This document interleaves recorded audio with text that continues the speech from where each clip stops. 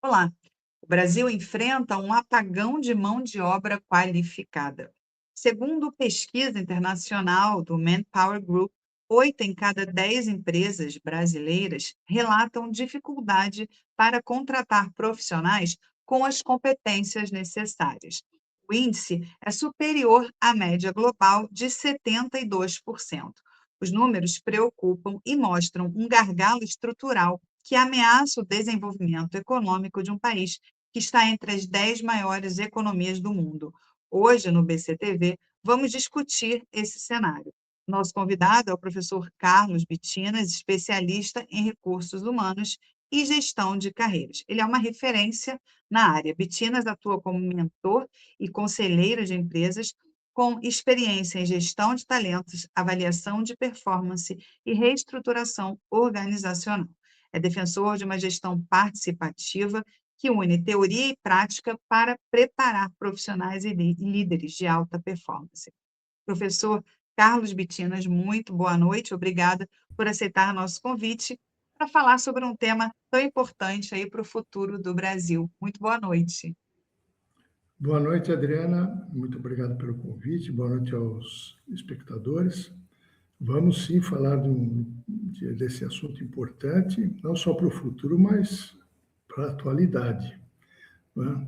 Um assunto que influencia todos nós, sejamos pessoas físicas ou jurídicas, cidadãos ou profissionais, simplesmente, e que merece uma abordagem muito criteriosa. Vamos a ela. Com certeza. Quer dizer, então, vamos falar sobre esse apagão, acho que em primeiro lugar, né? É, então, a gente tem aqui um apagão aí de talentos. Sim, é uma situação crítica e que não é nova, ela já vem há anos existindo. Lógico, como todo fenômeno do mercado de trabalho, ele começa sorrateiramente e vai criando corpo. Se os agentes não agirem para corrigir, né, para dar um bom tratamento à questão, e vai assumindo o corpo e chega um momento que é difícil de tratar, que é o que É, estamos vivendo. eu ia perguntar exatamente, é uma crise anunciada ou a gente está sendo aí atropelado pelas circunstâncias? Ambos, tá certo? Os observadores mais atentos conseguem perceber os sintomas iniciais de uma crise, de um fenômeno. Depois, se esse fenômeno se consolida, se fortifica, como é o apagão de mão de obra, ele leva os agentes econômicos que são envolvidos na questão, que são muitos, aliás, leva a roldão, né? Leva e aquilo se torna uma onda difícil de se enfrentar, que é o que estamos vendo com o apagão, tá certo? Nós temos vários agentes aí que precisam estar atentos a isso e que são influenciados e também, ao mesmo tempo, Adriana, influenciadores do processo. Eu acho Tá, que ao longo desse nosso debate aqui, dessa nossa conversa, nós vamos poder abordar e esclarecer isso de alguma forma. legal. Eu acho que para começar assim, né, para explicar, o que que significa, professor, um apagão de mão de obra qualificada para a economia brasileira? Olha, significa muito, porque nós sabemos, né, de hoje, que a economia global, um dos princípios que fundamenta ela é a competitividade, né? Ou seja, os países precisam ser competitivos, as empresas precisam ser competitivas, as pessoas, inclusive, precisam ser competitivas. Ora, quando você tem alguns fatores de produção com problema, em crise crítica, como é o caso, a produtividade é afetada. Para você ter uma ideia, os organismos internacionais classificam o Brasil muito mal entre os países do mundo. Nós estamos em 94º colocado, no 94º lugar, entre 154 países que têm a produtividade medida. Quer dizer, estamos ali no meio. Isso podemos ser a 10ª economia mundial em termos de PIB, mas em produtividade, nossa colocação é vergonhosa. Tá certo? E à medida que você tem problema na mão de obra, que é um dos fatores de produção clássicos e críticos e preponderantes, importantíssimos, tá? Ora, a tendência disso não é melhorar. A tendência disso é, com muito esforço, estacionar. Que é o que tem ocorrido. O Brasil ou perde posições ou estaciona. Fica ali naquela coisinha de índices pequenos e sobe, desce e tal, aquela coisa toda, né? Quer dizer, o país paga um preço alto por isso. Inclusive, Adriana, não paga só no curto prazo, não paga só hoje. Paga no médio, no longo prazo. Tá? Um exemplo negativo nesse sentido é da Coreia do Sul. A Coreia do Sul investiu fortemente na produtividade da mão de obra, via educação, por exemplo, e via industrialização e outros fatores, e hoje ocupa um lugar de destaque muito maior que o brasileiro, e estava lá atrás, né? Algumas décadas atrás. É isso que acontece. E por que esse problema é considerado estrutural e não apenas conjuntural? Essa é uma boa pergunta. Que é assim, o que distingue um fator estrutural de um conjuntural? O conjuntural, poderíamos dizer, é algo ocasional, passageiro, novo, por assim dizer. O estrutural não, é algo permanente. É algo que já fincou raízes na forma de produzir o país. Como esse fenômeno do apagão vem se repetindo ano após ano e vem se agravando, sem uma solução clara, nós vamos ainda comentar sobre isso. Sim. A coisa torna-se estrutural, né? Deixa de ser ocasional, circunstancial, e passa a ser estrutural. O agravante disso é que é mais difícil de combater. Professor, quais são os agentes causadores desse apagão, né? Acho que é muito importante a gente entender. Olha, como esse é um fenômeno complexo e amplo, veja, complexo e amplo, ele envolve muitos agentes, né?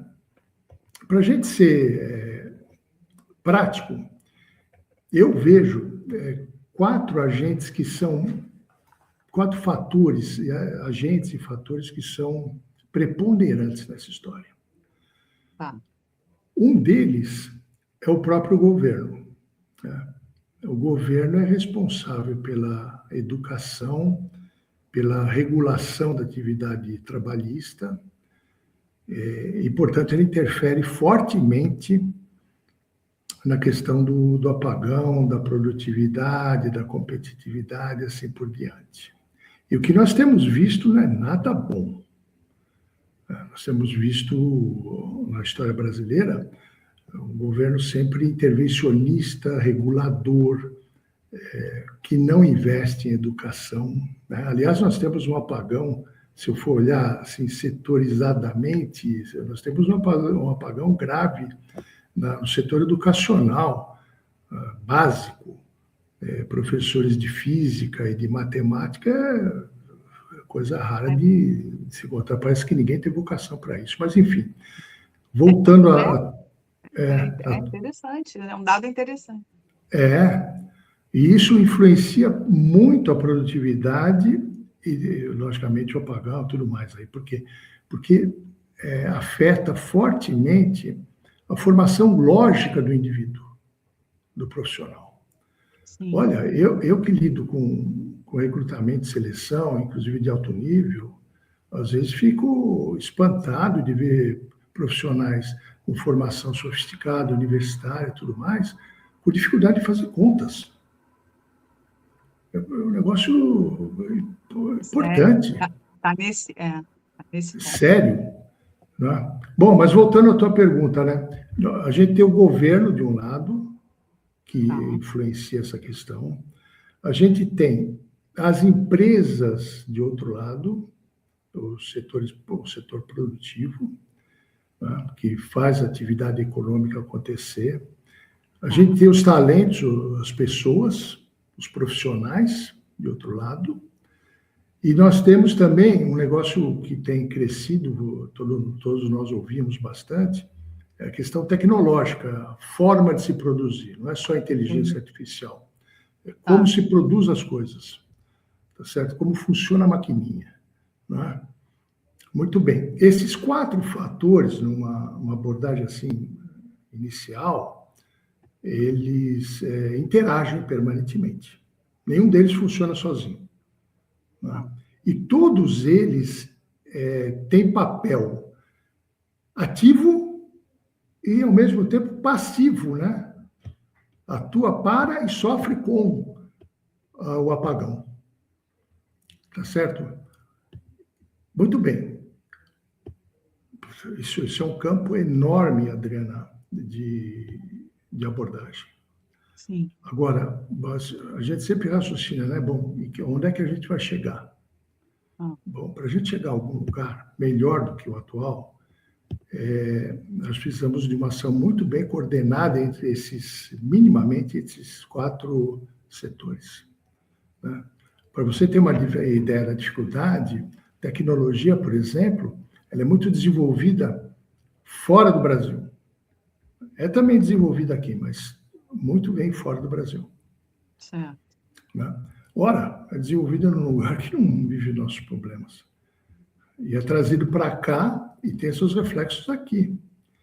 Eu diria até que reflexos bons, mas imediatamente pode ser reflexo ruim, por exemplo, descarte de mão de obra, coisas do tipo. Tá certo? Mas, enfim, são esses 4 fatores que eu vejo assim como críticos, né, na questão do apagão. Né? Governo, empresas, pessoas, né, profissionais e a tecnologia, a forma de produção. Agora, professor, falando em tecnologia, né, eu quero inserir aqui, tem uma outra ordem de perguntas, mas me deu aqui um estalo. A questão da tecnologia digital, o digital, né, acaba afetando demais, talvez, essas novas gerações, né, que estão aí, não sei, eu tenho uma sensação, posso estar enganada, acho que é o senhor que vai poder me dizer, que as pessoas estudam menos. Assim, eu tenho 52 anos, eu me lembro que quando eu era adolescente, eu gosto muito de idiomas, né? Então, eu tinha aula de inglês, de francês, eu fiz intercâmbio, eu fui morar nos Estados Unidos, aprendi espanhol lá, aproveitei o meu intercâmbio para assistir aula de espanhol na high school, falo hebraico, enfim, eu adorava. Eu não vejo muito, eu não sei se eu estou enganada, mas será que a tecnologia está atrapalhando um pouco o digital, né? Essa coisa da rede social, está atrapalhando um pouco as novas gerações ou eu estou errada? As pessoas estão estudando mais ou menos? Pois é, olha, uma coisa que eu gosto, que eu vejo assim com bons olhos, se bem que não é um fator positivo, né? Mas eu vejo com bons olhos meus, né? Hoje você tem muito o fenômeno de trocar a profundidade pela quantidade rasa. Em outras palavras, se tem muito acesso à informação de uma forma fácil e não aprofundável. Né? Daí, essa história de estudar pouco. Você tem 50 e poucos anos, eu tenho 67. Muito bem. Na minha época, para se conhecer alguma coisa, você precisava se deslocar até uma biblioteca pública. Hoje, bastam alguns cliques no celular, você sabe de tudo. Tinha Barça, porém, né? Barça. E aí por que diante. Barça. E aí por era diante. Barça. Pois é. E aí por diante. talvez, se a pessoa, o profissional, vai se aprofundar em algum campo, ele tem mais facilidade de se aprofundar. Isso é verdade. Mas isso vai muito da vontade do sujeito em fazer isso, do interesse dele em fazer isso. Aí eu concordo com você. Parece que a gente vê muita coisa sendo tratada assim ao léu, como reles questão, né? Saber superficialmente. E você lê tantas linhas no Twitter, parece que já sabe do assunto. E não sabe. Né? Você pega normalmente qualquer assunto, tem vários e vários livros, vários e vários pensamentos diferentes que precisam ser conhecidos para se formar uma opinião, um senso crítico sobre qualquer matéria. Agora, tem gente que faz isso, claro, e tem gente que não faz, né? Mas você acha que a maioria faz? Olha, eu Você acho acha que a maioria eu acho que a maioria não faz, não se sabe? aprofunda, né? Não se aprofunda. É difícil falar assim maioria e minoria, né? Mas porque veja bem, olha, um dos fatores que influenciam fortemente o apagão é a baixa qualidade da mão de obra. Falta mão de obra capacitada. Por quê? Por que acontece esse fenômeno? Ora, as empresas, os agentes produtivos da economia, eles vivem num mundo competitivo. Ora, para você ser competitivo, você precisa de qualidade no produto. E quem faz o produto? O produto não sai da árvore. Inclusive no setor do agro. O produto sai da árvore, mas alguém precisa colher, precisa ter maquinário, precisa ter armazenamento e tudo mais. Exato. Bom, se você não tem mão de obra devidamente qualificada, vai ter dificuldade nisso. Observe, Adriana e os telespectadores, e os espectadores. Alguns anos atrás, era comum ver alguma empresa abrir a vaga, você via fila na porta. Hoje tem vaga e não tem fila. E, no entanto, você tem apagão de mão de obra. Por quê? Alguém entra lá, ou não é aceito, ou é admitido, mas depois é demitido, não tem qualidade para isso, para atender a demanda existente. E assim nós caminhamos. A nossa competitividade, internacionalmente, olhando os outros países, também olha, é vergonhosa.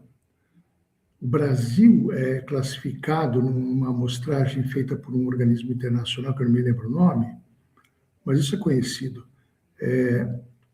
Entre 70 países pesquisados, o Brasil é o 65º colocado. Meu Deus. Em competitividade. Ou seja, a nossa competitividade é baixa. Nossa, Por que é baixa? Aí entra o fator, a tecnologia ajuda nisso, ajuda a melhorar, inclusive. Tá certo? Fazendo automação de processos e outras coisas do tipo inteligência artificial, coisa do tipo. Mas o nosso sistema educacional não ensina direito matemática. Matemática, você sabe, todo mundo sabe, né? Todo ano a gente passa vergonha porque a classificação dos nossos alunos é horrível, é vergonhosa. Né? Bom, isso precisa ser cuidado. Né? Isso precisa ser cuidado. Por que grandes corporações são mais afetadas pela falta de profissionais qualificados? Bom,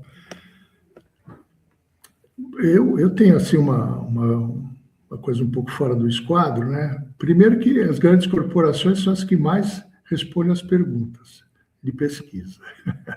Verdade. Né? As pequenas não respondem tanto. Bom, isso já leva a uma certa distorção nos resultados, mas isso é uma visão minha. Agora, uma outra coisa que acontece é porque as grandes corporações são as que mais contratam e as que mais tendem a exigir bom desempenho de quem é contratado. E, por outro lado, também, somado a isso, são as grandes corporações a ponta de lança da inovação tecnológica e da busca da competitividade. As outras, em geral, vêm a reboque, vêm na carona. Então, elas são as primeiras a sofrerem com o fenômeno. E quais são os setores mais impactados pela escassez de talentos? Olha, nós temos várias medições, pesquisas, mas, em geral, os setores mais afetados são transporte, logística e automotivo, que utiliza muita mão de obra, inclusive mão de obra não muito qualificada, ou seja, uma mão de obra que tende a ser rotativa. Para você ter uma ideia, esse setor tem mais ou menos 90% de dificuldade com o tema. Nossa! É alto. É quase o prato do dia.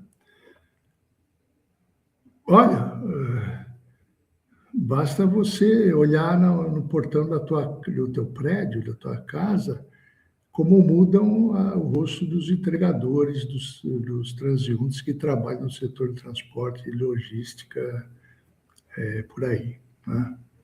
Outro setor que é muito afetado é o setor imobiliário, né? O setor de construção civil, isso é muito afetado. Também está lá próximo de 90%, 85% por aí, né? Lida com muita dificuldade com isso, porque é um serviço duro, é um serviço que não tem carga horária diferenciada, essa coisa toda, né? Fim de semana. Entendi. O senhor acha que a pandemia interferiu um pouco nessa questão ou nada a ver? Olha, ela influencia, sim, na medida em que ela mexeu muito com as empresas e com as pessoas. E também, uma coisa que pouca gente fala, a pandemia trouxe uma necessidade muito grande de tecnologia, uma aceleração na tecnologia, que tem o efeito colateral de ter pouca mão de obra, né? De diminuir a utilização de mão de obra. Você percebe, um fator vai mexendo com o outro, não é? Sim. Isso Uma é engrenagem, né? inexorável. É uma engrenagem. Agora, a volta ao normal, vamos chamar assim, eu não gosto de usar essa expressão, mas a volta ao normal, depois da pandemia, também mexe. Porque você vê aí no noticiário, né? Tem empresas que fazem de tudo para manter o home office e empresas que fazem de tudo para não ter mais o home office. Cada uma pensando na sua competitividade, na sua forma de funcionar, né? Cabe aí ao talento, ao profissional, se adaptar a isso. Verdade. Né? A fazer a parte dele bem feita, independentemente de estar ou não em home office, né? Tem profissional que se adapta melhor a um sistema, tem profissional que se adapta melhor a outro sistema, né? Bom, aliás, uma coisa que eu acho que é importante, Adriana, é o seguinte: qualquer mercado que a gente pensar, inclusive do trabalho, ele está em permanente mutação. Às vezes mutação mais acelerada, às vezes mutação mais lenta, mais gradual, mais perpétua, coisa do tipo. Mas está sempre em mutação, né? Então, é um pouco...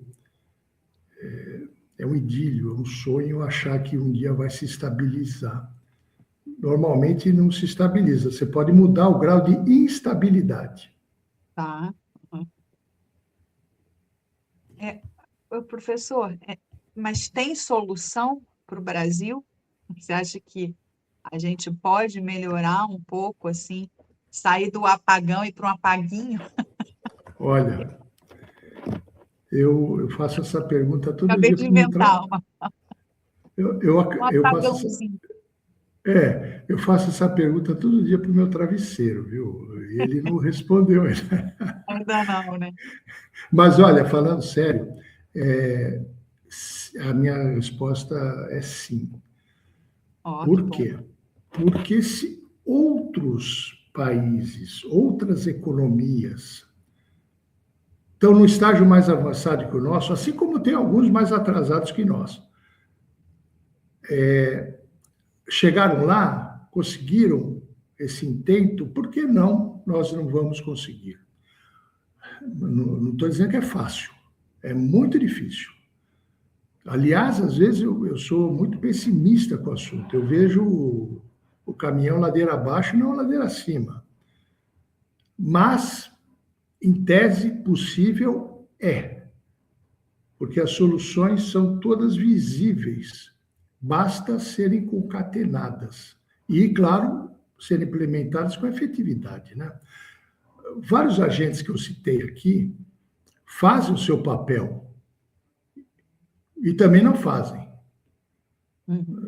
sabe?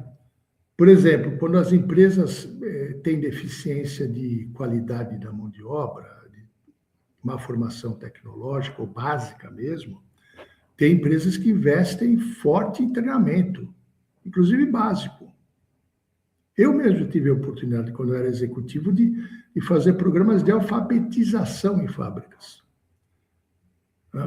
Porque era necessário.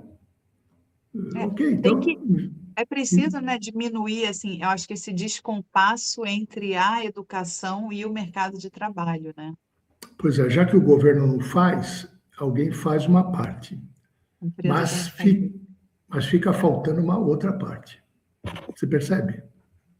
As coisas Sim, estão sempre se compondo, né? verdade, é verdade. Nos mínimos detalhes, né? Eu acho que eu falando aqui como carioca, né? Eu já morei em São Paulo durante 8 anos, e aí eu vou te dizer, existe uma diferença tão grande. E aí os cariocas podem ficar bravos comigo. Meu pai é um deles, é um dos cariocas que. Ah, é. Mas a diferença de serviço, da qualidade de atendimento em geral, e aí eu estou falando do taxista, do restaurante, do supermercado, de uma clínica, em geral, sabe? Existe uma lacuna enorme entre os dois estados em termos de treinamento, de qualidade, né, de treinamento. E aqui no Rio eu percebo, assim, se você oferece, eu tenho amigas, né, que trabalham com isso, oferece, olha, eu quero oferecer aqui um treinamento de qualidade de atendimento para seus atendentes. Imagina, não existe verba para isso. Não, tá tudo bem, tá tudo bem. Mas aí você, na outra ponta o consumidor chega, né, na caixa do supermercado, dá bom dia por quê, né? Em Pois São Paulo, eu apresentava um telejornal às 4 da manhã na Record, e eu, muitas vezes, para não dormir, enfim, eu acabava dormindo de dia. Eu passava, às vezes, tinha um mercado ali em Moema, na esquina da minha casa, que ficava aberto 24 horas por dia. Eu entrava 2 horas da manhã, às vezes, porque eu falava, bom, tem que fazer compra, daqui a pouco eu tenho que fazer, eu já vou fazer agora. Eu entrava, bom dia, senhora. Parecia que era 10 da manhã, assim, faltou algum produto? Assim, bom dia, e bom dia. Tipo, aqui no Rio, nem se eu falar bom dia 10 da manhã, bom dia por quê? pois é. Eu estou sendo sincera. Tem gente que fica brava comigo, mas é verdade. Tanto que aqui no Rio, quando você encontra um bom atendimento, você se surpreende e fica fiel àquele, né, àquele estabelecimento, seja uma loja, uma clínica, um mercado, né?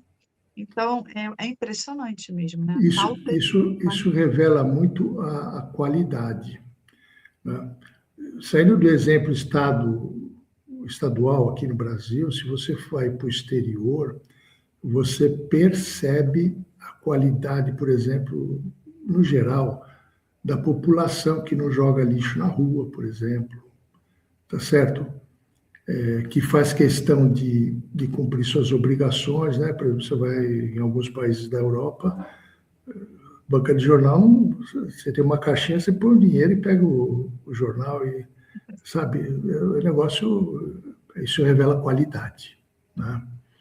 A qualidade, ela vem muito da educação básica, que não envolve só escola, envolve também família, mas aí é uma outra conversa, tá certo? Mas ela é importante também. Agora, professor, eu acho que a gente está quase encerrando aqui o nosso bate-papo, que, aliás, está maravilhoso, a gente vai ter que marcar mais um para continuar. Mas eu acho que, Disponha. assim, para encerrar, eu tenho uma pergunta, assim, qual é a sua visão sobre o futuro do mercado de trabalho no Brasil? Olha, essa é a pergunta do milhão, né? A pergunta do milhão. Deixei para o final. Olha, bom, eu costumo responder esse tipo de pergunta com uma ironia inicial, mas depois eu volto Não, ao tem campo problema, fica à sério. vontade. A ironia inicial é o futuro a Deus pertence, né? Agosto. Em agosto, tiver agosto de Deus. Mas olha, como eu falei para você, o mercado é sempre um ente em transformação, né? Então, ou seja, ele tem um presente e vai ter lá um futuro. Nós somos uma nação nova. Se nós pegarmos, por exemplo, a economia europeia, as nações têm 1.000, 2.000 anos. Nós temos 500. Né? Os Estados Unidos também têm a mesma idade, mas os Estados Unidos é um exemplo fora da curva.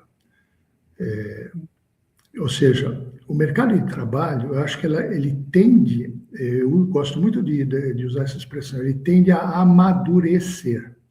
Nós ainda vivemos com muitas leis da época do Getúlio Vargas, acredite se quiser, é inacreditável. Né?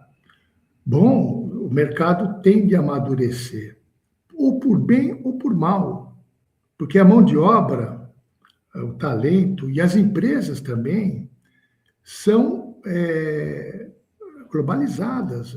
Você vê o que está acontecendo, por exemplo, com a migração de empresas para o Paraguai. Tem muita empresa no sul do Brasil, e mesmo aqui no sudeste, no sudeste, que migra para o Paraguai. Por quê? Porque tem melhores condições lá, né? Isso influencia o mercado de trabalho. O mercado se mexe com uma certa voluntariedade. Ele não é plenamente regulado. Aliás, há várias escolas da economia que defendem a pouca regulação. Eu também sou a favor. Quanto menos você regular, só que precisa saber regular, né, com sabedoria. Melhor. Mas, voltando à sua pergunta, o mercado tem, na minha visão, um bom futuro. Eu gosto de ser otimista nesse sentido, porque o país, volto a dizer, ele tem 500 e poucos anos. É lógico que eu não vou viver lá na frente quando eu completar 1.000 anos, infelizmente, mas nós vamos ter muita mudança ao longo do tempo. Eu, quando comecei a trabalhar, era um tipo de trabalho, hoje é outro. Né? Essas mudanças vão ocorrendo. O governo tenta regular algumas coisas, às vezes algumas regulagens não dão certo, outras, infelizmente, dão. Né? Como nós estamos na beira de uma aí, da mudança de regime de trabalho, isso vai ter um impacto enorme, mas, enfim, vamos lá, cada dia é um dia, e voltando ao termo que eu gosto de usar, é adaptação. Tá certo. Bom, professor Carlos Bitinas, eu quero agradecer demais pela sua participação aqui no BCTV, foi uma honra conversar com o senhor. Da mesma forma, Adriana, com você, com os espectadores, e disponham da gente para conversar sobre esse tema, que é fascinante, e tantos outros que envolvem pessoas, organizações e todos os fatores produtivos aí que a gente vê no mercado. Vive, né? Legal, a gente pode fazer um sobre recrutamento até, né?